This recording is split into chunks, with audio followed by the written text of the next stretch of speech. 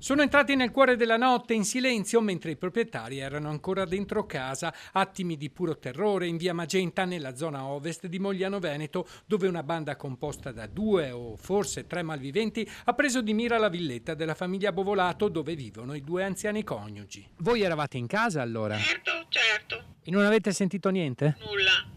Il furto è avvenuto attorno alle 22. I ladri hanno utilizzato la cosiddetta tecnica del buco sulla finestra, un foro praticato sugli infissi per riuscire ad aprire la serratura senza fare rumore e senza attirare l'attenzione. Una volta dentro, i malviventi si sono mossi con estrema cautela, hanno rovistato nelle camere da letto, nei mobili e negli armadi, mettendo completamente a soqquadro parte dell'abitazione. Risparmiate soltanto la cucina e il salotto, dove in quel momento si trovavano separatamente i 2 anziani coniugi. Io ero in cucina, mio marito in salotto, ma hanno passato tutte le stanze e noi non ci siamo visti niente.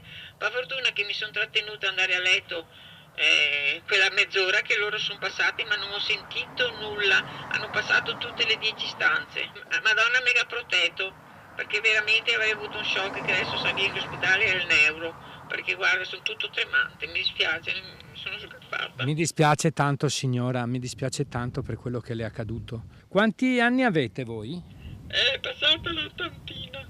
Solo il caso ha evitato il peggio, vittime e ladri infatti non si sono mai incrociati faccia a faccia, un dettaglio che oggi viene visto come una vera fortuna considerando la tensione e la paura vissute dalla coppia. I malviventi sono riusciti a fuggire portando via denaro e altri oggetti di valore, facendo perdere rapidamente le proprie tracce nel buio della sera. La donna, ancora profondamente scossa dall'accaduto, non ha voluto mostrarsi alle telecamere, ma ha accettato di rispondere ad alcune domande dal citofono. La paura è ancora fortissima.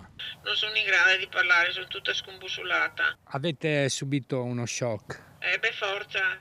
La famiglia, tra l'altro, non sarebbe nuova a episodi del genere, in passato avrebbe già subito altri furti. È la prima volta che vengono. No, la seconda volta, anche l'altro anno, a agosto.